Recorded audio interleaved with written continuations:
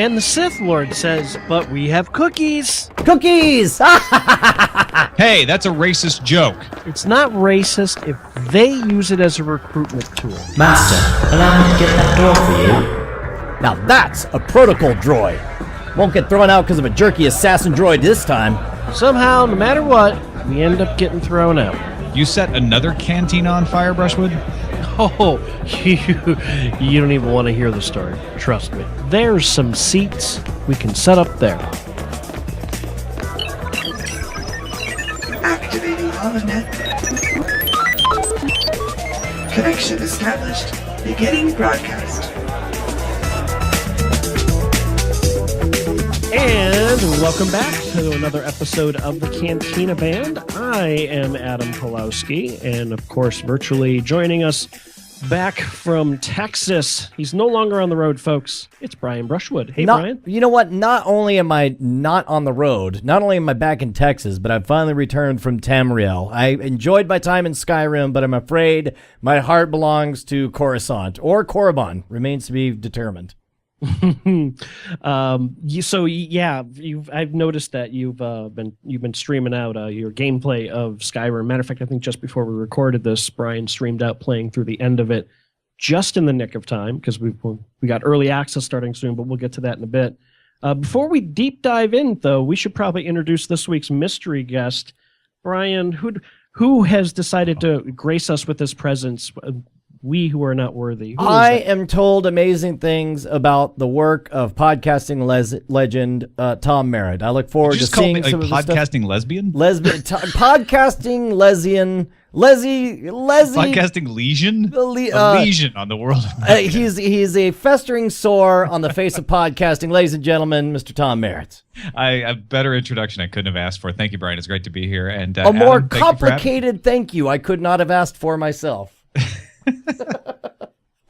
You're already talking like Yoda to celebrate the Old Republic. Yes, thank you. I really appreciate you taking some time to come geek out with us over the Old Republic, Tom. Really nice of you. I enjoyed playing the I don't know if am I allowed to. The NDA has been lifted. That's our first story here, is actually the NDA is lifted. Everyone Thank goodness. Can come out of the virtual closet. You can admit that you're actually a gay robot right now, live on the air. Go. Prefer gay bot. I am no, wait. That's not my confession. I have a confession. We did the beta. We did sort of our beta episode with Scott Johnson. I'm sure many of you who are listening now heard that, the episode 0. And I then went and stole your idea. Okay, wow. Now you're jumping into our second story. This just in, Scott Johnson is a thief and a dirty scoundrel. He totally shot first and ran away with our brilliant idea that nobody else had thought of. In all fairness, I love Scott, and we got some funness cooking up with that. We'll talk about that a little later in the show. So yeah, we're not really talking trash. We love you, Scott. Please don't kill us. Yeah, we don't talk trash. We burn it.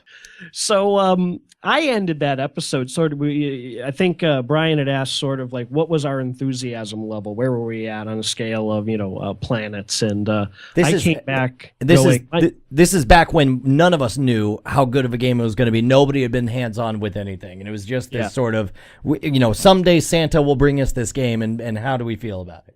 Yeah, and I had thrown out there that my enthusiasm level, after dissecting all the little details, dribbling out, that was just off the chart. I had lost perspective, and I was ready for the game, and that I'm on Planet Crack. Could I please have my crack now? The following Friday, I did receive a general beta invite. How did you get a general beta? He got it by shaking hands with General Grievous and friggin' backdoor payments. If anyone out there doesn't understand, general beta means once he got his invite to the beta, he's been playing it ever since. None of this like, oh, okay, we're going to let you in for the weekend, but then Sunday evening at 9 p.m., you're done. Like, you've just been playing it nonstop, right? Yeah, and friggin' go back and listen to all the previous episodes of the Cantina Band and just know, with every word, every syllable coming out of his mouth, he's a liar who has a dirty secret that he keeps from everyone. Well, because it was under NDA until this last weekend. They finally said, okay, NDA lifted. You can play the game and you can tell people about what you're seeing, because we were confident enough in what we've got out here that people aren't going to, start complaining about everything when we know it's broken. Right. Yeah, that pretty much. So for the record, it did feel like winning the lottery. Really did. Like, if not, I had really, by the time we had launched our show, I had given up on the notion of looking for an invite to beta testing. I was like, yeah, you know what I mean? Like, it wasn't on my mind, wasn't thinking about it. And so it was a real surprise to roll out of bed and find that in my email box that morning.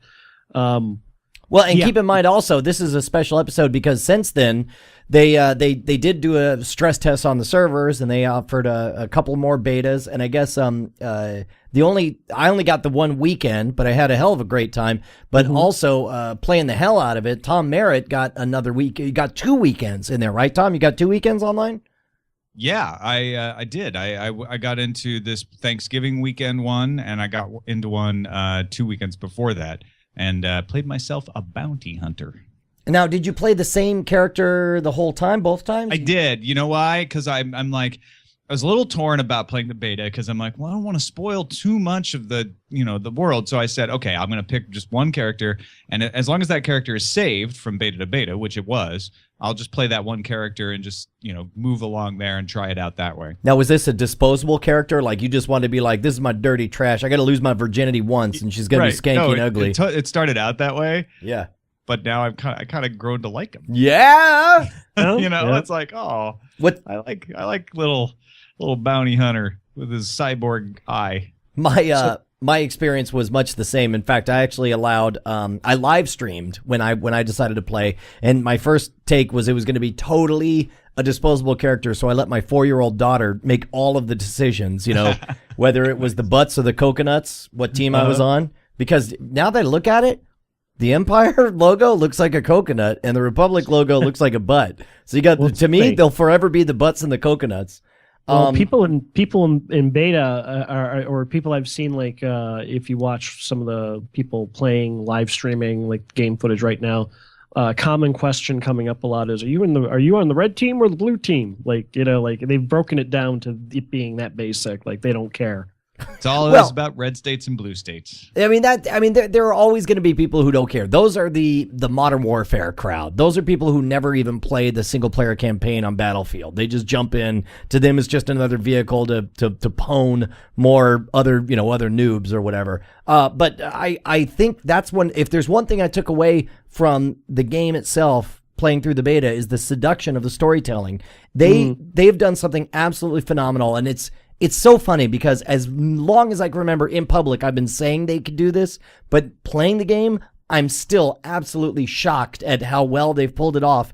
They have taken the single most tedious chore-like aspect to an MMO and made it the best part of the game. Whenever there was an option, I got excited every time it was time for a dialogue tree, and that's never happened in an MMO. Yeah, because they made it fun. You It was get way an animation with a voiceover, and you get to pick what your character says back. Yeah, and it matters, and your decisions matter. And it's like all of this, it's like BioWare has always been exceptional at the storytelling aspects of the game. And I remember that it was during Mass Effect 2 that I realized that just about every other game you play, you sit through the story to get back to the killing. Mass Effect was the first game where you just rushed through the killing so you could get back to the story. And I never played Mass Effect, but a lot of people have told me, in fact, they were saying this on the Instant Store, that this is very much like Mass Effect in the way you handle your quest getting. Oh, very much. And I'll tell you what else. Every time I've ever played an MMO, I have felt choked off and alone until I found a group. I felt like, oh, this sucks. I'm not earning XP nearly fast enough. I'm falling behind. This isn't working. But this game I played for 5.5 hours straight, totally single player, never grouped with another person. I played it basically the way I would play Mass Effect, which is as a single player story, my journey through this game, and loved it. Loved it the entire way through. Fell in love with my disposable character that my 4-year-old put together for me. Two things to what Tom was saying. One, you have to play Mass Effect. Like, you have to play Mass Effect. It is a game, even if you wait until later on down the road after 3 is out, it is a game experience that if you value a game, a quality narrative in any way, you must experience Mass Effect. I certainly experienced the world, but I'm going to say I may be alone on this, but I say skip number 1. Just jump straight into Mass Effect 2. No. Especially knowing Tom is a fan of good narrative and good science fiction, you need to get the first part of the story. Yeah, the gameplay wise, Mass Effect 2, has a lot of nice tweaks to it. I always thought Mass Effect was how I felt after church, but I'll trust you. It's the Mass Effect. That's another word for guilt. It's called the Mass Effect. Yeah. But highly recommended. The other thing I just wanted to throw in here on the topic about the conversation in the Mass Effect thing, like play and conversation and engagement, people miss a lot, but is used to great effect in both Old Republic and a Mass Effect. Would you say used to a Mass Effect? Are the cinematic angles. It isn't just you standing there in front of an NPC picking dialogue. The camera changes like it's a movie. And I'll tell you what, I did not, I knew I enjoyed it while I was playing the beta, but playing Skyrim, putting pause for an entire weekend, do nothing but play the Old Republic beta, and then going back to Skyrim, it is like night and day. Skyrim, I understand they're doing really exciting things, creating this, gigantic world filled with artificially intelligent NPCs, and they all have their own motivations and their story to tell. But every single one, you just walk up and they look at you with dead eyes and recite some lines. Whereas, the world and the story just feels so alive in the Old Republic. It's like, I care. Everything it's just awesome. Did either of you get a chance to romance anybody? Bromance? Romance. Oh, flirt. No. Why? Is that a big deal? Oh, yeah. It's all over the game. My character was always just a real ass to people. You always. Well, I hear you. Whatever it's usually the third option that's like, screw you, buddy. So I think I'll save your puppy me from any flirting. I don't know. I'll save your puppy, but he's ugly. You don't know how evil the evil bounty hunter gets. Once they lifted the NDA, anyone who follows me on Twitter knows that I immediately took to streaming, playing the game. Like when they said, "Yep, NDA is lifted. Do what you want to do. Share the game with the world." I saw that there was a real hunger for people to see the game who weren't in beta. I was like, "What the heck? I'll share," And ended up being a lot of fun. And I played a bounty hunter up to like a level 15, purely based on what the chat room wanted me to do. And of course, they wanted me to be an evil SOB. Nice, and there are some moments where you're like, oh my God, I just killed that guy in front of that kid. Or there's at one point you've got to go decide whether or not you want to deliver the head of a nemesis to somebody in a very menacing. So it's just a lot of really vile things that come up. So, but kind of hard not to. Like they set it up to, all right, I want to see how that plays out. I know what you mean. Society makes you that way. Very much. And all right, so let's talk real quick about the different types of characters that we all decided to play. And I know you've been in general beta.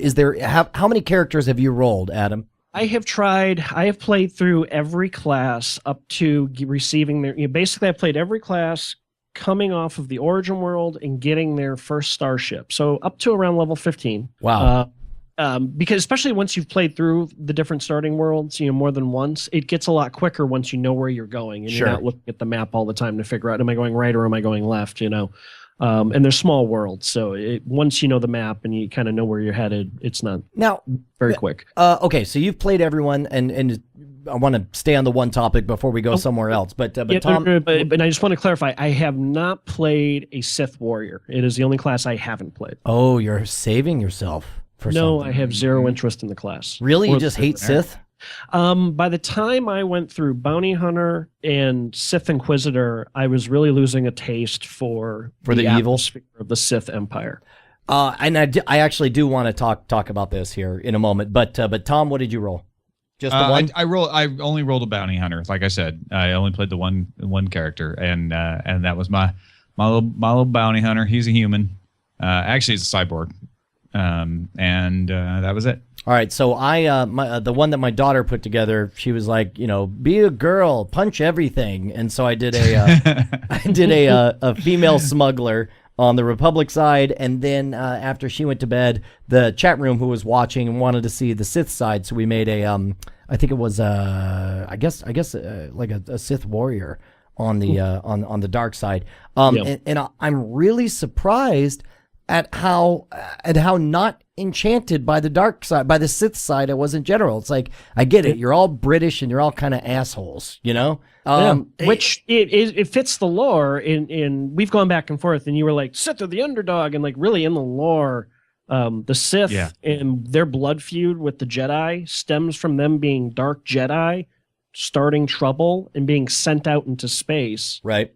And perverting this other race. And then that race going, we want revenge for being jerks in the first place and being booted out. And that starts the vicious cycle. So from where Hey man, don't be Sithist about this, all right? We don't need to make judgment on their culture.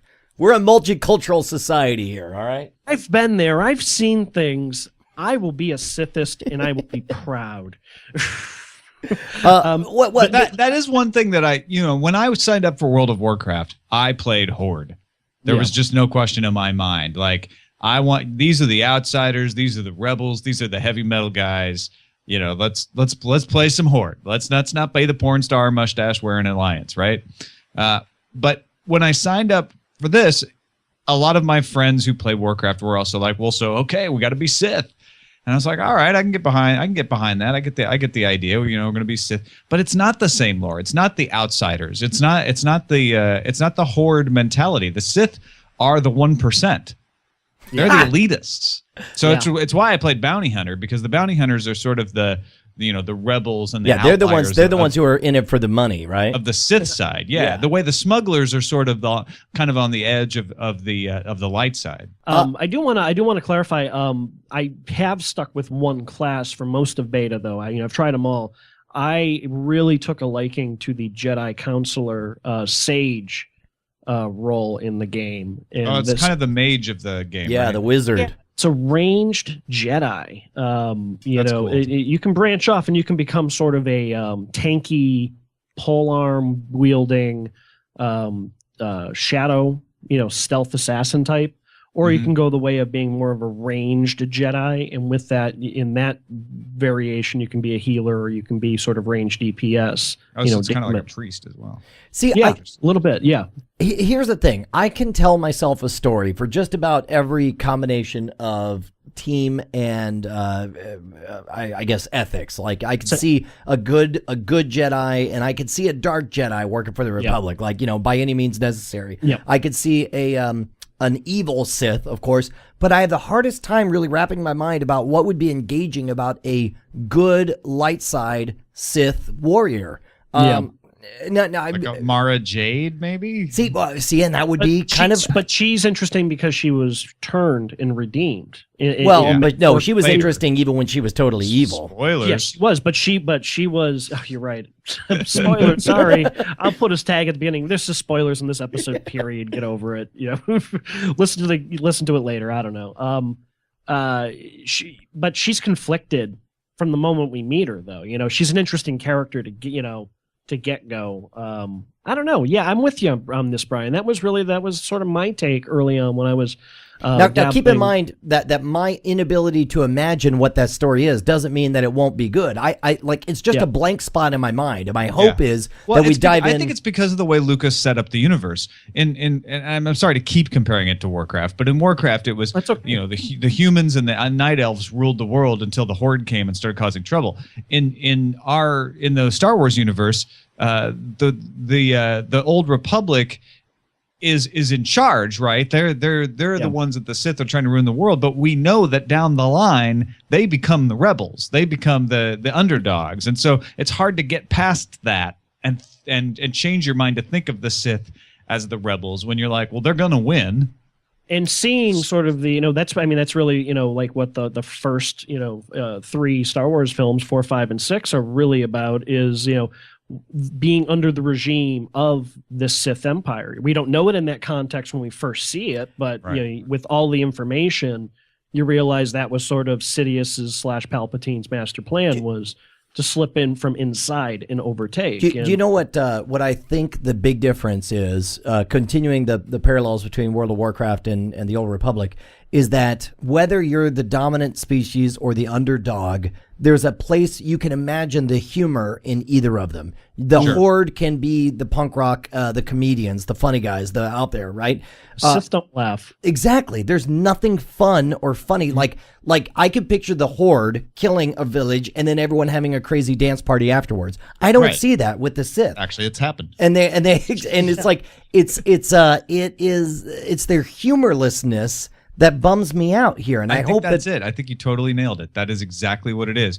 You don't have a Han Solo in the Sith side, on the dark side. There's no jokester, right? You don't have a smirky sort of. I mean, and that's why I gravitated to Bounty Hunter, because at least you have a little bit of humor from a Jabba the Hutt, and that part of it. But they're not really Sith. They're not really dark side. The closest you get to evil humor in the Star Wars universe is Salacious Crumb, just cackling nonstop. Having grown up with the original films, being 5 when I saw Star Wars A New Hope, my initial Star Wars fantasy growing up was being Luke Skywalker or being Han Solo, very, very straightforward, simple archetypes, Being a rebel. Exactly. The hero's journey of Luke has always spoken to me. It's very much why I wanted to gravitate supporting towards the Confederacy and is totally racist.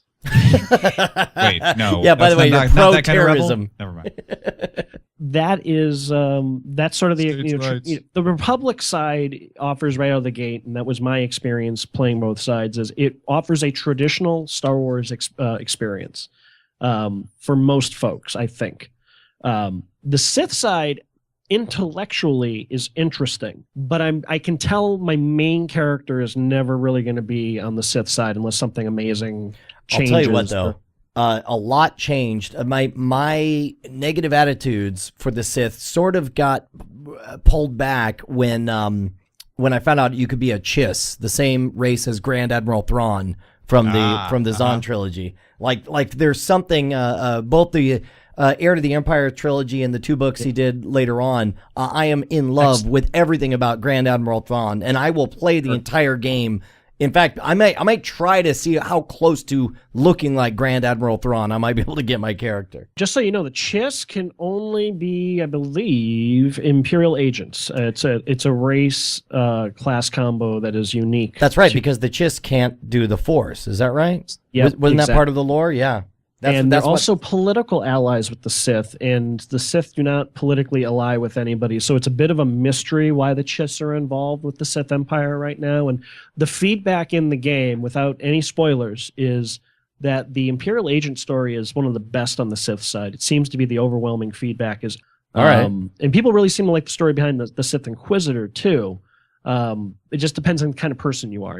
It's like I noticed that with the Republic side. Like the Jedi Counselor is more of a Da Vinci Code than it is. Oh, I have mail. Is more of like it's like a Dan Brown novel. You're like that Jedi who can see things the way no one else can, and you're going to go discover sort of the mysteries of the Force, and you're privy to information about the mysteries of the Force that other classes. The gendarmes are after you. Yes, exactly. The Hashishins. Yeah, exactly. Whereas like the Smuggler is very much a straight up action comedy. It was a lot of fun. It had a lot of brevity and a lot of humor. And, like Brian was saying, it was really enjoyable. But like that whole cover system may not be your cup of tea. The Jedi Knight's very much sort of your hero up front. So, they all, I don't want to people to walk away saying, wow, Adam hates the Sith. He said they sucked. That's not what I'm saying. It's just, for me, the experience wasn't what I was looking for out of the gate. For me personally. So real quick, since you and I both had a chance to play with the Smuggler class, I got to tell you, man, I was very seduced by the experience of being a Republic Smuggler. I thought I was going to go for more of the, was it the Republic Warrior, whatever the... Trooper. And I got to tell you, and I've leveled, Trooper and Sage are the 2 I leveled the highest, and the Trooper is a lot of fun, especially spec'd as a commando. I don't know, man. I really think that if I had to choose after having tasted both, because I rolled like 4 or 5 different characters. I only played the very beginning for each of them, but I enjoyed getting a taste for how personalized the experience is for each individual class of player. I really got a kick out of the Smuggler class. How about you, Tom? Sounds like that might be the class for me, actually. And I played Bounty Hunter for a little bit. I had a lot of fun with it. Like from a gameplay mechanic, it's a lot of fun having those gadgets and tools at your fingertips. All the bounty hunter toys, Yeah, there's some cool stuff.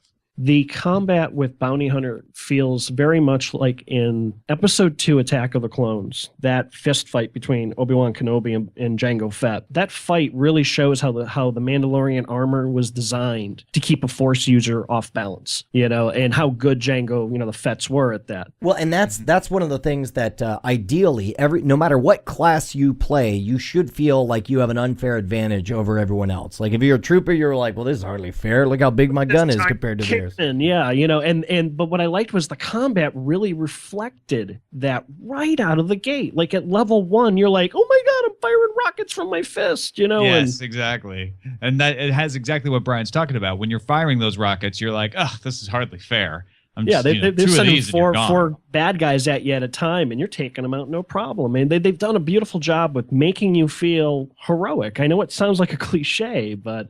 So I'm very confident that folks are going to find a class in the game that they're going to love. They just got to just got to be willing to try them. If one class doesn't click for you, try something else. They all play very differently. So can we talk real quick, since we all had a bit of the beta experience, about the variety of the types of quests that you encountered? I was unprepared for how rich and interesting the stories to be told were. For again, I know it's unfair for me to grade everything on the MMO curve, but I've never had an experience on an MMO like I've had with the Old Republic as far as how interesting and the wide variety of the motivations for the different quests. Well, I thought they were good. I certainly enjoyed them. I thought the mechanics of them were fantastic, which we've talked about before. Otherwise, they sort of felt like your typical MMO quest to me. Go grind out killing 15 things. Go escort this person out of here. Go collect this one thing that you'll have to fight 15 people for and bring it back. And I didn't play as high in the game as you guys did, and as widely. So it may be that I just didn't run into the right kind of quests. I don't say this as a complaint. Like I never felt like, oh wow, these are so derivative. There was cool story behind them all, and I loved the story and I loved the way they delivered it. The mechanics of the quest never really blew me away though. Yeah, no, I agree. The mechanics are there's nothing really revolutionary in the types of missions they're sending you on. I think that might be a limitation of sort of an open shared world. It may be the form exactly. That's why I'm saying I'm not complaining in any way. But I hear you. I completely agree. You're going to recognize delivery FedEx missions, as I like to call them in the MMO parts. Go kill 15 pigs. Bring me the hits. Believe me, there's more than a number of escort missions, and I normally hate escort missions. Everybody hates the escort mission, but they're not so bad here because there is like the voice acting is so well done, and the animation's really good, and the cutscenes really add that. Oh, you want me to go fetch the picnic basket? I'd be happy to get the picnic basket. I want you and your wife to have that picnic here on Tatooine. Steal your son back? I mean, it's a cool story. It's totally just an escort mission or rescue mission, I guess, in that case. And they do a very good job of compelling you in. And as an MMO player, and this comes up, leads more into like the combat dynamics. I've heard some people complain, it's just like, World of Warcraft, except without an auto attack. And it's like, well, I'm not expecting them to reinvent the wheel. I want the wheel. Yeah, right. It's sort of the thing. It's like, well, this is an MMO. I mean, how much different would you want it to be? How could it be? I mean, I guess that maybe if they were absolute geniuses, we could expect them to come up with a totally new way of MMOs playing. But I'm not disappointed in the fact that it works like other MMOs. I will just say, no spoilers here, I will just say that I have done quests. The highest I've been is 44, and I'm currently 41 on my Jedi Sage in beta testing right now. I have had quests that have made me laugh out loud. I have had quests that have almost made me cry. There have been some really moving, poignant moments in the game, and they've almost always been these obscure, weird side missions. Have you had any quests that became a part of you? Because then you could say you laughed, you cried, and they became a part of you. There you go. Technically, yeah, I suppose, yes, there are. There are some. There you go. Obviously, I've lost my mind. Anyone's been paying attention to me on Twitter. I was telling you all months ago to pre-order this. You should have listened to me. Where are you two at with it? Brian, is this the last episode of the show? Are you done with the Old Republic? Oh my God, are you kidding me? No. I'm super, super excited. And in fact, I have a bit of a confession to make. You may not like what you're about to hear here. Out of everything that most surprised me in the experience is I really dug how toothless death was in it. And the fact that it was just essentially a short timeout. Now, keep in mind, I haven't built up such a giant, collection of items or been in a situation where I was in such a terrible firefight where death would have been an excruciating thing. But I mean, how has it been in World of Warcraft? Like, is death just a timeout? It's just a chore to go collect your stuff? Yeah, that's exactly what it is. Death is it's not like Ready Player One where you get killed and you lose all your stuff. Right. In World of Warcraft, awesome. You die, you go to the graveyard, and you have to run back to your corpse to go. So there's no see now. Keep in mind, my earliest MMO experience was, of course, Ultima Online, and that was the corpse looting extravaganza. And then beyond that, it was City of Heroes, and of course that one you had debt that you had to work off every time you died. So I've never experienced a penalty-free death before. Now that I have, though, I got to admit, Adam, I kind of want to go PvP. I kind of want to go all in on the good guys versus the bad guys. No, I hear you on that. Like I said, I had some really, really fun experiences in the war zones as far as the PvP thing goes. Like, I may not be, again, I'm not going to be running around open world flagged up all the time, but am I going to be interested in getting involved in playing huntball? Am I going to be, doing the war zones? Absolutely. Yeah, I definitely think I'm going to be jumping in on that. And mainly because the objective-based fighting really, is cool. Haven't been to Illum yet. I just unlocked it, which is like the end game PvP world and all of that. I may go check it out, but being level 41, I would get Illum. It's a Illum. Okay, gotcha. Yeah, gotcha. it's a world. It's where all the lightsabers, where a lot of the lightsabers. Thinking like the thing that spins wool. Illum, gotcha. But you said Illum, so now I got you. Go ahead. Sorry. Which, by the way, in your defense, Loom was a LucasArts game in the early '90s. That's right. It was okay. So I haven't experienced a lot of sort of the end game open world PvP stuff, mainly because I'm sure I would get my butt handed to me, by people who've been doing it for weeks now in beta. But yeah, Warzones, I'm with you on that. I'm very curious to kind of jump in and play that and try that out and all of that stuff. But before we get too far off of this, and before I forget, what didn't you like about the game, guys? Bizarrely, and I can't believe I'm saying this, and everyone's going to hate me, and I'm the only one who feels this way. I thought I was digging the music, but then because I was live streaming, at some point I turned off the game music and I started kind of DJing a bunch of bizarre mashups while I played, and the game got so much more fun for me. Stepping outside of the traditional Star Wars canon, and this is something I've said from the beginning. I wanted costumes and the opportunity to mash up bizarre, I'd love it if there was a steampunk bounty hunter or whatever, but I understand that they're going for a specific feel, which means you want to have the Star Wars music and you want to have Star Wars looking outfits, et cetera, et cetera. I was disappointed that you started off with so little freedom as to how you could look. All you could do is really shape the face of your character, and that's it. You don't get to play dress up at all. And then, of course, the music is all very predictable, Star Wars-y kind of music, although I had a lot more fun setting up my own playlist and on the music as I went around. How about you, Tom? I have a hard time thinking of something I didn't like. Interesting. It doesn't have to be something you didn't like. Maybe something you expected that you were surprised wasn't there. Filled out more. Yeah, something that's not there. I'll tell you what, I had a hard time. I had a hard time at the beginning finding my way around. It was a little confusing. Way unfriendly in the beginning. For a game that prides itself on such good storytelling, there is no built-in storytelling tutorial to get you on your feet. It's sort of everything is talk for the story, but then it lands and you're supposed to read these tutorial bubbles off on the side. I'm like, I'm not going to read words. Let me just run around. Just listening. I understand a lot of players are like Brian, where they're like, I don't want to read those, but it will make getting around and interacting, if you're new to these games. Homework.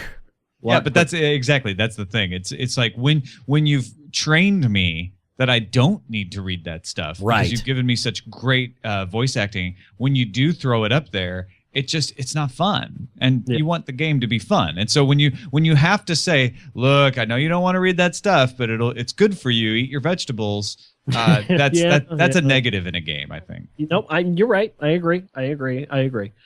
Will say the map becomes your best friend, and you do get used to using it and reading it. And a little tip my only really hard time was in that starting zone after I got to my little bounty hunter crew, and they're like, okay, go out. And I couldn't find my way out of the building at first. I was like, I kept going around in circles. I was like, what? I'm missing a turn, and I couldn't figure out the map. This is a really good point, and maybe I'm a little bit spoiled because of games like Fable and Skyrim.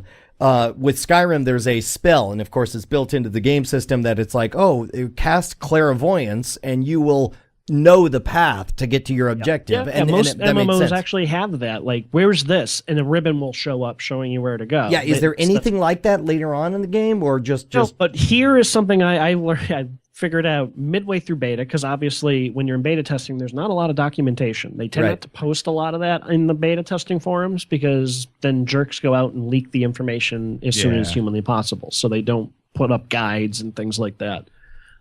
If you look at the mini map in the lower right corner, and this is like pro tip number 1, making your way around the world. If you don't want to pull up the map, and if you have the map up and you start moving, it goes transparent, so you can see where you're going. That I absolutely love. No, it's great. I can actually keep the map up and run. If you look at the mini map, there is a gutter, they call it, around the map, and you're looking for the green, like arrow indicators. Yeah, but those don't tell you the path. No, you're right. I was using those. Because if you just try and go in that direction, you may hit a mountain that you can't get around. And that's what was throwing me off when I first tried to get out of that building. But looking at the map too, that's the other thing is if you have the map up and you look at the yellow lines, the yellow solid lines tend to be like the major routes, and very often those are like the taxi routes too. Yeah. But again, the land speeder as your taxi. Trails in the wild, so. You'll need that on Terrace, by the way. I mean, I understand, Adam. Like, you're right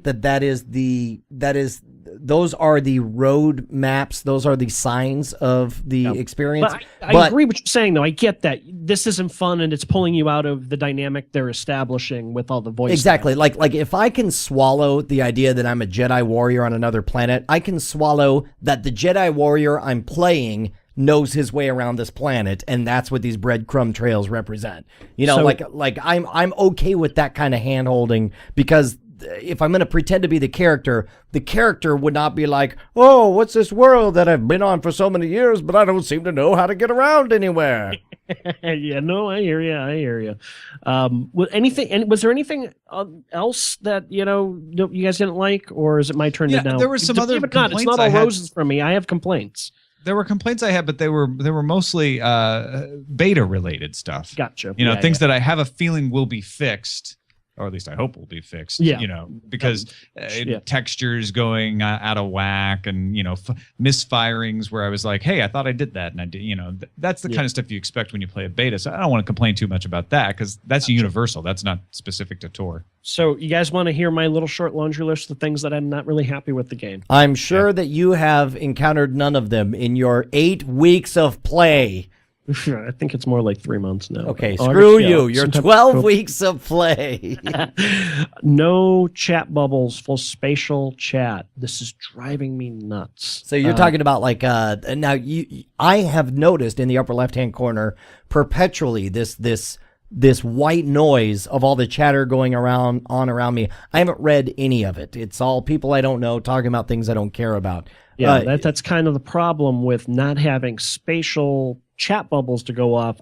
If someone's around you trying to ask for help, or you both need that boss you're making your way to, a lot of times players are trying to say out loud, hey, could I group with you to get that guy, so I can complete the quest too. So like they could be physically standing right in front of you typing, but you would never know, and and their words would just pop up in that white noise section in the upper left-hand corner. And if you're not up there looking at it, it gets lost so quickly, whereas in games like, and I know I bring it up all the time, Star Wars Galaxies had chat bubbles for spatial chat. And I'll tell you, I loved, and this was a benefit of the dynamic of it being about comic book heroes. That was what was great about City of Heroes, was that you actually had and what type of communication you had, whether it was a team link communication would show up looking like it came over a radio with jagged lines, or a thought bubble. You could express that this is my private thoughts, or a speech bubble. Yeah, fun from a role play point by changing sort of the emotion behind what you were saying. Star Wars Galaxies had the same thing, and it was a visual indicator that someone around you was saying something, you know. It was in the beta testing at one point, and they took it out. Really? They've said it will come back, but not until after launch. But it really has been a pain in my butt from a communication standpoint. Okay, real stupid, silly one right here. Companions need to be emotable. Companions are such a part of you. It drives me nuts when I'm being goofy before I run a flashpoint with somebody and I want to hit like the 5 different dances that are available, that my companion stands there like a doofus, not having fun with me. You want to make the monkey dance. I get it. Yeah, sure. Make the Jawa your entertainer. My Trandoshan tank dance like the monkey he is. Dance for me, monkey, dance.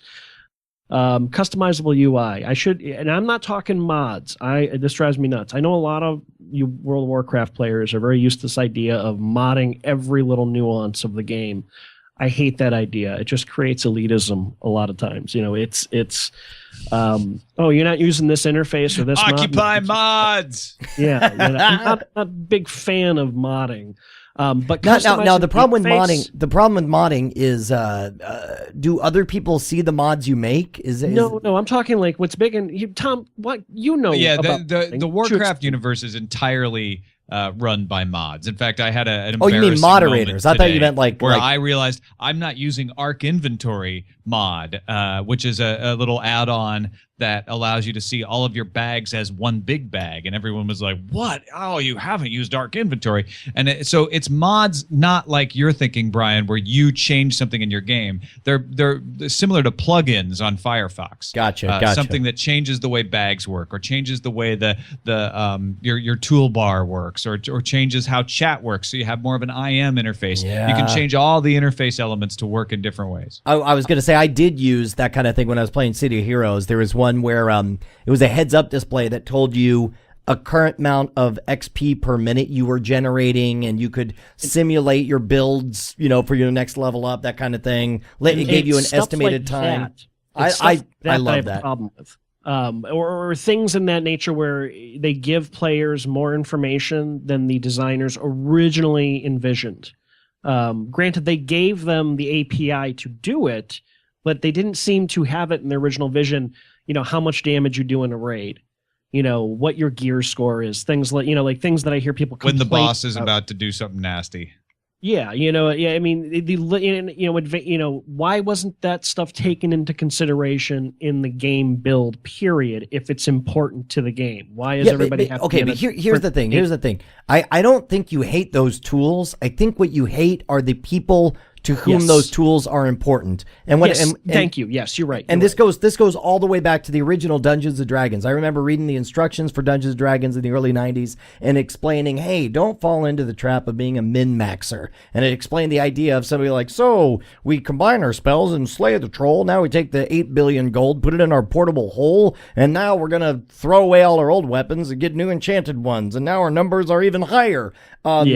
Yes, those guys don't tell very interesting stories, but they're playing the game the way they want to. And that's the problem with MMOs in general, is that it's a shared sandbox.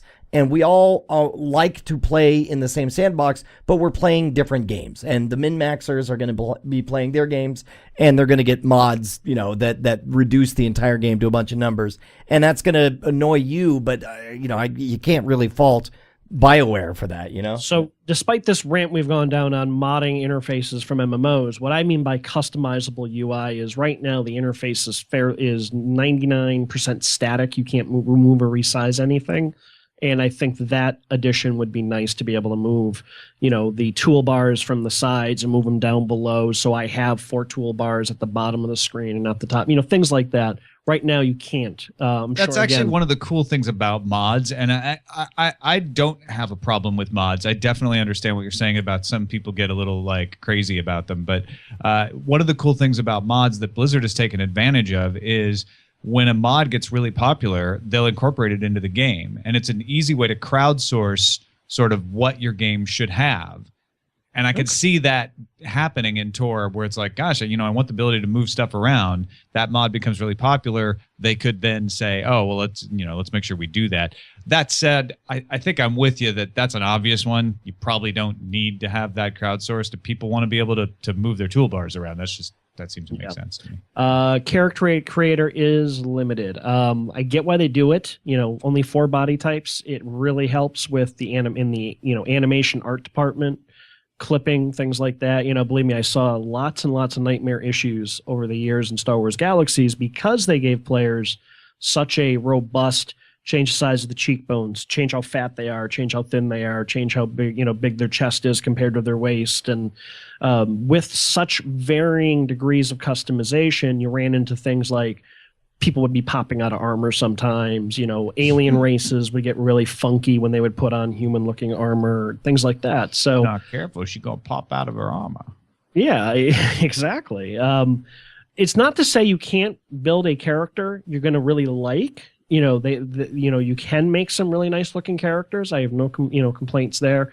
It just seems like, wow, I should easily have 2 or 3 times the hairstyles. I should have 2 or 3 times sort of, like the skin tones, the makeup, all the, the things that help separate out us looking the same. Well, and I don't know I understand thematically there are certain things that you want to do, but I tried to make the cutest, most cheerleader lookingest Sith warrior out there. And it's like I would love, and this is a very bizarre thing for me to announce in public, but I was disappointed that I couldn't put sparklies on her face or heart tattoos or bright blonde hair or rainbow anything. It's like, as stupid as all this is, I'm a big fan of variety, and I understand it's going to mess up your theme a little bit, but guess what? I'd rather experience a Blade Runner kind of world than... Really? That's your complaint, is that you couldn't put sparklies on a Sith warrior? I'm saying I want variety for all kinds of crazy mashup shenanigans. I want a Sith warrior with the rainbow on his face. I want Rainbow Bright Assassin Lord. I want Rainbow Bright to kill everyone. And this one really is a WTF, and this is my last complaint. Mailboxes. What the heck? We're in the Star Wars universe, and you guys are using a mailbox system that I have to go visit? You know what? I guess I did not play enough of those. You haven't missions. Been in the game long enough. I'm in the 40s. Yeah, it's kind of it's almost like they're taking that trope from other MMOs when they don't need to. Yeah, just let me get my mail. In Star Wars Galaxies, you had mail. You could read it right in your interface, no matter where you were.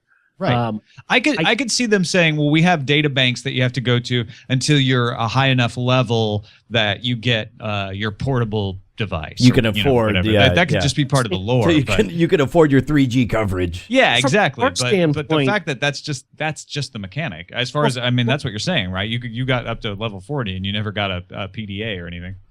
Yeah, hello. I think everybody on the Origin world at some point gets prompted to use what apparently is on their character at all times, a holo communicator. There you go. And I can't read my email, unless I go visit a mailbox somewhere near a taxi stand. This is not just for quest items. You're saying, like, if I want to send personal correspondence to you, I'm going to have to send it and it'll sit in...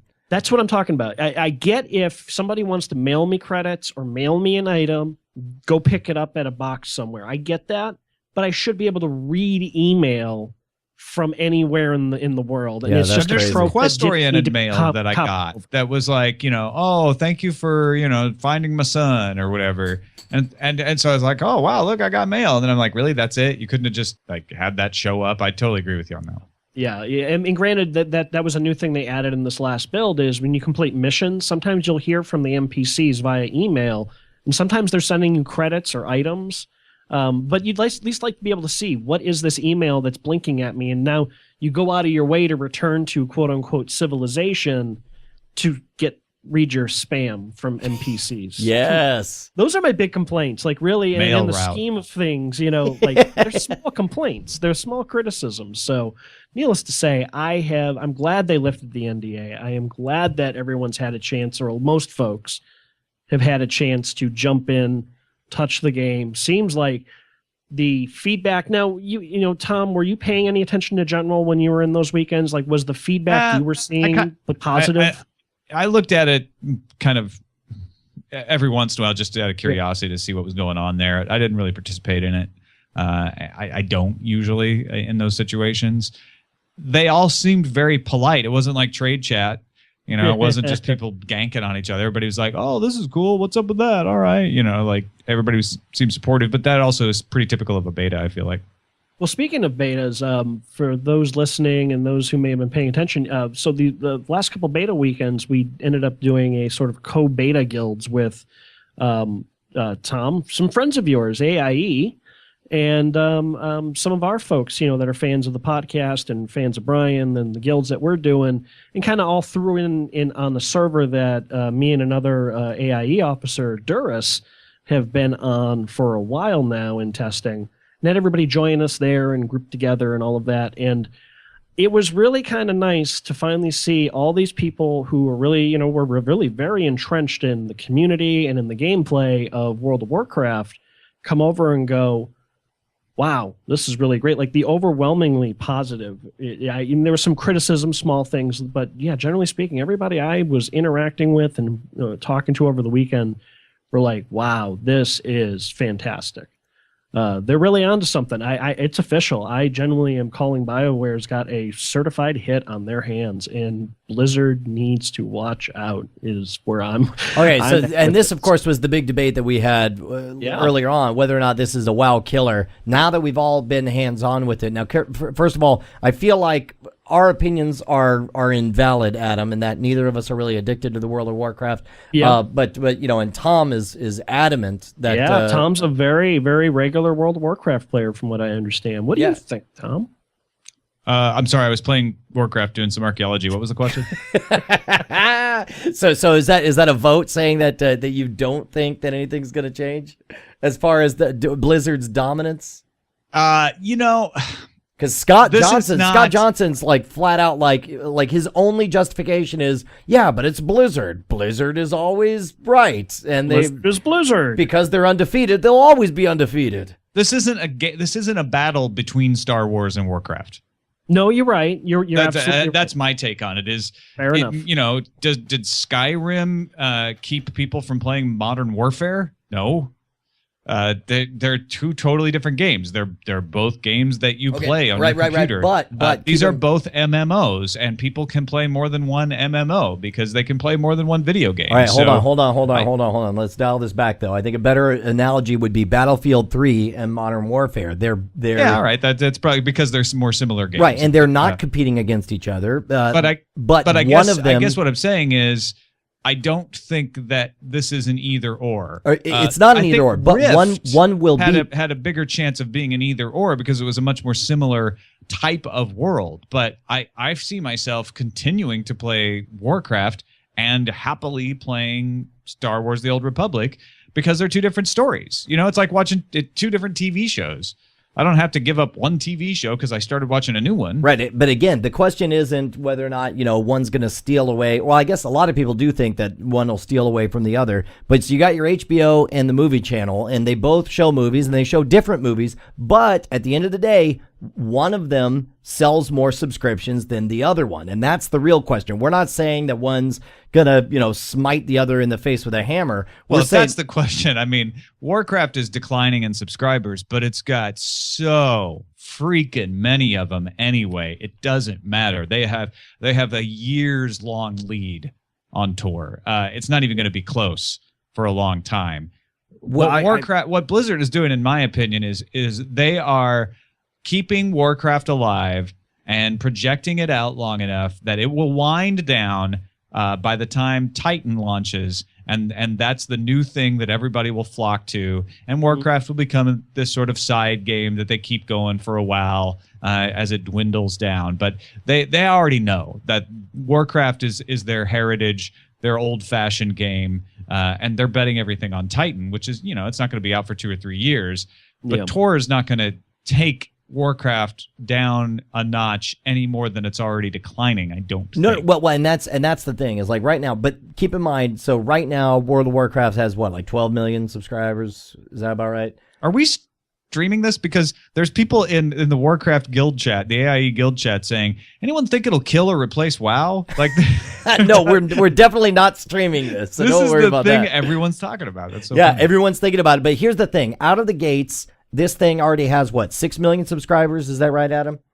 I don't know. They have. I could have sworn I saw that somewhere. Pre-orders were just hovering under, like, we're talking like 50, 60,000 shy of a million pre-orders, and that's not including the international and the digital pre-orders. That's yeah, just okay. So apparently I just made that number up, but regardless, that number it's probably up, I don't know true. where you got that. I think that was my guestimate on how many people they may have actually been trying to get into the big weekend jam up. That sounds right to me, though. I mean, so yeah, I mean, if they've got them, I'm thinking they probably got, if we 2 million, 3 million copies pre-ordered that they haven't announced yet, is just my guess.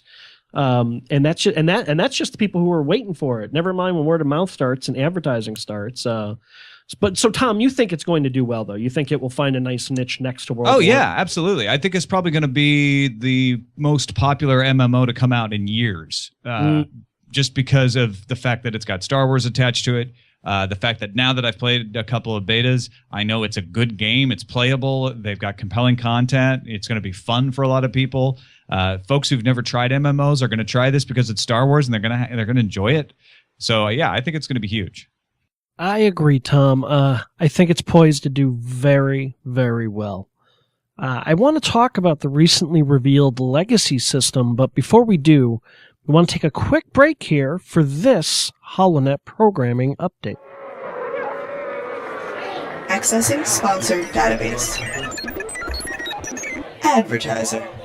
On FSL tonight, you'll get all the deadlines. The trade deadline has been closed. All the deals. Buy Jane Cobb away from Serenity Valley. The speculation. Will Canton's luck hold out? The sound bites. That wizard's just a crazy old man. And the controversy. Reason why Obi-Wan Kenobi is being fired. I thought that I could instruct him. I was wrong. Don't miss a moment with myself, Tom Merritt, and co-host Justin Robert Young at FSLTonight.com and on Dragon Sports Talk Radio. Sports Talk Radio.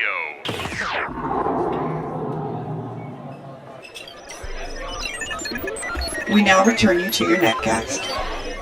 Yeah, I gotta tell you, Tom, I really like that FSL. So for folks who just heard that, if you're not a sports fan, but you're a sci-fi geek of any sort, you should really check out Tom and Justin's it's FSL. really kind of hard to explain to people. It is. You got to just experience it. You have to experience it. Yeah. But if you like science fiction and fantasy, I think you'll love it. Yeah, I was really surprised, and I was like, oh, I really like you and Jury together, and I really like the dynamic there. You guys are great, so I'm glad you're doing something. I'm really enjoying it. So, well, Brian stole my co-host from Sword and Laser to do a gaming show, so I had to steal his from NSFW. Yeah, because you know what? Podcasting isn't incestuous enough as it is, so we had to mix things up a little bit more. No kidding. So right around the big beta build of that everyone got to play for Thanksgiving a few weeks back, or last week. Well, yeah, Thanksgiving, it feels like a million years ago. It was just last week. It does. It feels like a long time ago in a galaxy far away. They had kind of slipped out an announcement. I'll just read this. Normally, James Olin, who is sort of the lead game designer, he's like the guy who was in charge of Star Wars: The Old Republic. Never ever posts to the forums. There's a running gag that James Olin, when he's out in public, presenting the game at like the game shows and stuff, that he sometimes says too much. He's playing builds of the game that are ahead of what they're willing to talk about, and he sometimes has slipped things out. One of those things that he slipped out earlier than anticipated was the mention of something called a legacy system. So the other day he posted to the forums, "Hey everyone, this build has our first iteration of the legacy system. At its core, the legacy system is about allowing players to create a family tree of characters. Family," and he goes on to say family is pretty important, etc., etc. What this is once your character has completed their Chapter 1 storyline, and for those who are going to ask, that's around level 30 to 35, depending on, how you play and where that particular sort of milestone marker is in the storyline. It varies from class to class. Will be able to choose a legacy last name. Now, you may have noticed in all the game footage, most of the characters running around have one name over their head, just a first name. That's not very Star Warsy. It wasn't just Luke. He was Right. Luke Skywalker. So he goes on to say that once you have unlocked your legacy, any and all characters on that server will now contribute to that player's legacy experience points, much like normal experience points. When you reach certain legacy thresholds, you will also increase your legacy level. This last name will be shared amongst characters amongst all the servers if you wanted to. It's sort of like a title That's that you can cool. turn I like on and that. off. What do you guys think about that idea? Is that something that you're like, oh, that's cool, or wow, that's dumb? Or, yeah, I mean, and what do you think about the idea of carrying a singular identity across characters? Well, first of all, I think that's legitimately what happens with MMOs, and some kind of there ought to be some kind of wink and a nod to that aspect, and something that encourages development of alts. And you guys know me; I'm an altaholic. You know, it's like I'll get to level 10. I'm like, well, that was fun. Let me start something new. Yeah, we've had an intervention with you about that. I know. Please stop. We had to talk to you about that. Luckily, I already stopped playing that character that you had an intervention with, so I'm already off on a new. Fine, gonna have an intervention with that character. I'll just make a new one. No, I think it's a great idea. I'm down for this. I love it. I think it's the kind of thing that will bind you to the game more, right? You'll have a family now that you'll need to take care of and expand. And I could see them if Tor lasts long enough, giving you the chance to extend the family tree down. Like, oh, your character's been around for 15 game years, so now you have a kid. It's just yeah. I could see a lot of cool ways this would go with, and I like the fact that I already have a title. Early on, I think by level 6 or 7, I had a quest that gave me a title.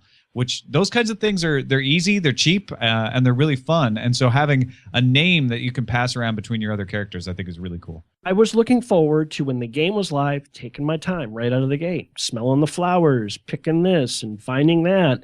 And now they announced this legacy system, and what's Adam going to be doing?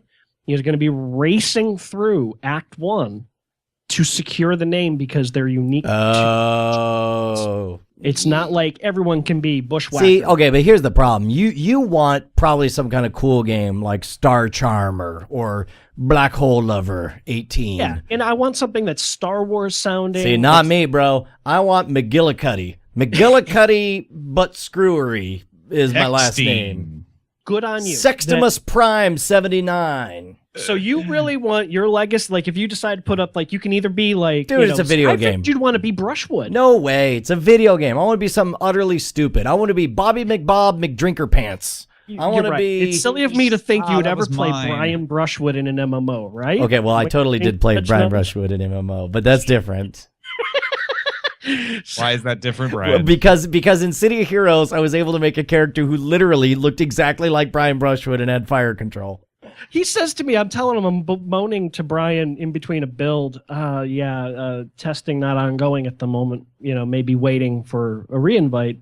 And he's like, oh, well, you can come play City of Heroes with me. And I'm like, oh, okay. He's like, I'm on blah, blah server. And I'm like, okay, what's the character name? He goes, Brian Brushwood. Like, so much for maintaining a low profile, huh? Yes. And how about you, Tom? Serious name or silly name? You going to rush? I'll take whatever name. I'm not too worried about my name getting taken. I will come up with a backstory, though. I love that stuff. I already did that on Warcraft, where I've written an entire backstory to my character, and I've even done an audio memoir of him talking about how he became undead and all of this stuff. And what his real name was before he had to change it because he was undead and it didn't work anymore. And I've got relative characters of him. I've got a human character that didn't get taken by the scourge, and I've got another undead character that was his cousin, and even my friend Mark at one point started an undead character that was related to him, and we had a backstory. So I get into all that stuff. I'll totally once I get there, I'll see what's available, and I'll make an appropriate backstory to it. I'll probably want it to be a Star Warsy name though, because I want it to fit in. See, do you know what this is? How many of you guys have read Neil Stephenson's new one, Reamd? Have you read that yet, I've Tom? finished it. Yeah. This is the battle of the Earth Tones versus the Bright Coalition. This is the do you want your character to match the story of the universe and to fit the character, or do you want to on purpose clash and make as loud and annoying a name as you possibly can? Will they have RP servers? Yeah, they Yes, do. They yes. do. So that's how it's actually you solve it like that. I mean, the one thing about ReamD that I thought was hilarious was like they only have one server. Why don't they just put all the Earth Well, tones but on then the again, server? also look, that's the same thing that Ready Player One ran into, which is in order to make stuff interesting in a book, you have to have scarcity, which is something that in real life, everything's multipliable, and MMOs you can have 80 billion of everything. So but I mean that's the real solution is anybody who's like really like no, you shouldn't have McDrink pants because this is Star Wars. You go to an RP server. That's what they're for. No, but I will. Full disclosure, I'm going to be that guy who on purpose Goes to the RP server and becomes McDrink pants. Or no. Douchebag. I won't bother to go to the server, but I will be the guy who on purpose comes up with the most cleverest, annoying. If there's any way for me to be all purple and yellow, I will in this game. Well, Right, and so Warcraft just did that, for where they allowed transmogrification, so you can change all your gear to look like other gear. Yeah, interesting. All the giant blue afro too. So obviously there are a lot of pros if you're behind the life. idea why you might want to be identifiable to players across all the characters. So what are the cons? Why wouldn't somebody want this? Because it's dumb. Yeah, because they're I think jerks. that'll be the only real objection to it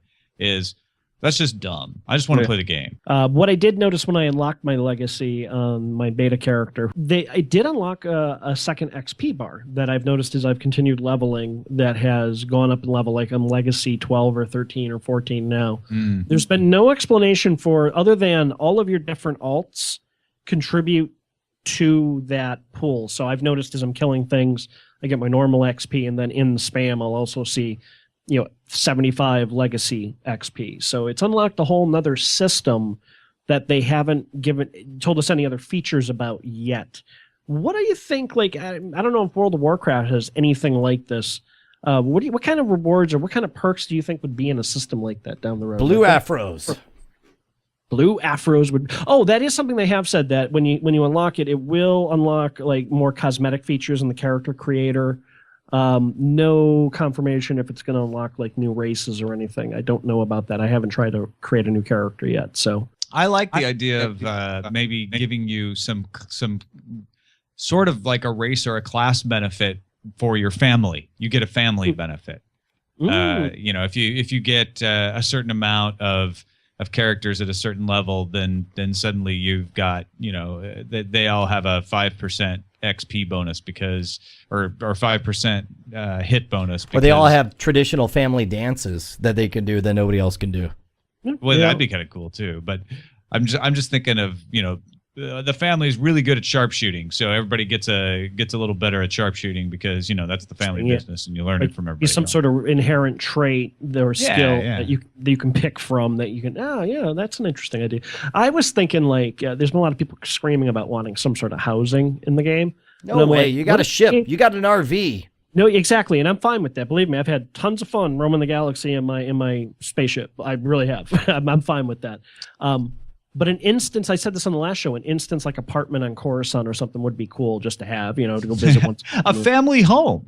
Exactly. Like a That's what I'm wondering. homeland A family kind of home, thing. like That something would you be unlock. cool. So they've been real tight-lipped. Won't know more about that probably till after the game comes out. You guys have anything else you want to throw in there about that? No, I'm good. Let's wrap this thing up. I got more than a number of emails asking about what was going on with sort of the AIE Cantina band, ally adversary thing, and so we just agreed, talking with Scott and some of his community people and some of the great officers That we are at war and That's they right. must die. Yes. Is that what we agreed in all on? seriousness, you folks are probably over the coming months going to start to hear some smack talk coming out of both camps. It's all in fun. We're really looking forward to being on the same server, being their adversaries. This is why I'm saying to Brian, I'm kind of glad to hear him say that he's liking the Republic side a little more, because I think there's going to be a lot more opportunities. I think everyone's going Sith. There's going to be a lot more opportunities, especially if you're interested in PvP as a Republic guild, and there's going to be a lot of fun there. And so it doesn't mean anything more formal than we wanted to make sure we got on the same server, and we're going to let the game go live, and people are going to level and do what they're going to do, and we're hoping that we're going to see some features added to the game down the road that are going to allow us to do more formalized war zones and stuff like that. So, we'll Sounds keep you like up to we date. might have to have a little grudge match between the two guilds here. That's what we're saying. Between Not Safe for Wookiees and whatever that alliance Diamond Club. I think that was Brian's intention there too. So I'm sure there's going to be some fun to be had back and forth that way as well. So I just wanted to touch base on that real quick. Feedback as far as voicemails, we got several voicemails from folks who had gotten a chance to play the beta over these past few weekends, and they were all really long, like 2, 3, 4 minutes long. Giving very in-depth reviews. Really appreciate that, guys. But they're a little long for the show, so I wasn't going to play them. Keep it to less than 60 seconds. That's the hard line. Anything longer than 60 seconds can't make it on the show. So make sure to call us at 1-333-TCB-TALK. That's 1-333-822-8255. Keep it under 60 seconds, and you'll almost certainly get on the show. All right, but we did get a great email from KGB Izzy, a regular in the chat room, actually, on many of your endeavors, Brian. I recognize KGB Izzy. Awesome. And he says, I have usually been a solo quester in MMOs, massively multiplayer online role-playing games, for those of you just trying to join us. So those of you people, by the way, they're played on a computer with your CRT. That's your cathode computer, ray we don't tube. mean a secretary that computes numbers, but an automatic computing machine. Right, and it's important when you get your video card if you want the accelerated graphics port or the peripheral control interface. Don't go with industry standard architecture because those haven't been used for over a decade. He goes on to say that Tor is the first one that really made me love grouping up. The group dynamic and quest conversation seems such a simple thing, but is extremely enjoyable. I really think this is a new benchmark all other games will have to adapt to. One bad note I have is the lack of mouse support. I am not able to use my programmable mouse buttons, which really breaks the game for me personally. Yes, I am picky, KGB. I agree with them. You feel like you're reading off a press release when you're like, voice acting, we're adding, storytelling to the game. It sounds like a press release point. Yeah, cool. A lot of fun. Hey, Tom, do you have anything you'd like to promote on our podcast? This is your big opportunity. Finally, you're on a gigantic platform. Thank goodness. You can finally bring the spotlight to your other projects. What do you got? East Meets West. Never heard of it. Brilliant.com/EMW. We've taken to doing something new when we record, because the whole thing with East Meets West is we don't plan anything. And so we don't do it on the Twit network anymore because that was too much planning. We don't book guests on the show anymore because that was too much planning. We do a Google Hangout with a limited circle to start with right now, and anyone who's in that Hangout can just pop in on the show. Snapdragon! This last time we're doing East Meets West, Darren Kitchen happened to pop in the middle of the recording. He was buying a sandwich at the grocery store. That's awesome. Okay, I'm gonna play along. Am I in that circle? Am I in the list of people who can pop in? And how about you, Brian? Follow me on the tweeters. The Shwood, SHWOOD, or you can do Google Plus at G+.2/Shwood. And as for me, follow me on Twitter. The best way to find out what's going on is follow me AT0MXII. That is really where everything pours out of. And also the Cantina band and the number 1. Follow that. I'll be, I tweet out when stuff's going on related to the game there. And I don't know. I'm sure we'll see Brian and I doing some antics after the game goes live. I hope so. Anyway, as schedule allows. But I don't know. You guys have anything else to say? You want to say goodbye, or no? That's it. All right. Say crazy's up, normie's down. That's what there you go. Exactly. So, folks, we're going to see next time we talk to you, it'll be the flip side of the game being out, and we really hope to see you there. So, till then, bye-bye, and have a great holiday, folks.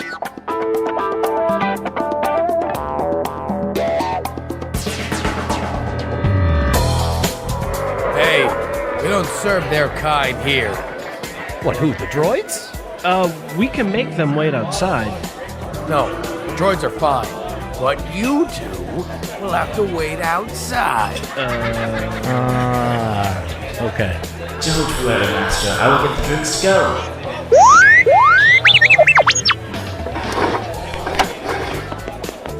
See, I told you we'd get thrown out. Oh, that was embarrassing. This happens a lot to you, doesn't it? Dude, we didn't even set anything on fire this time. Fine.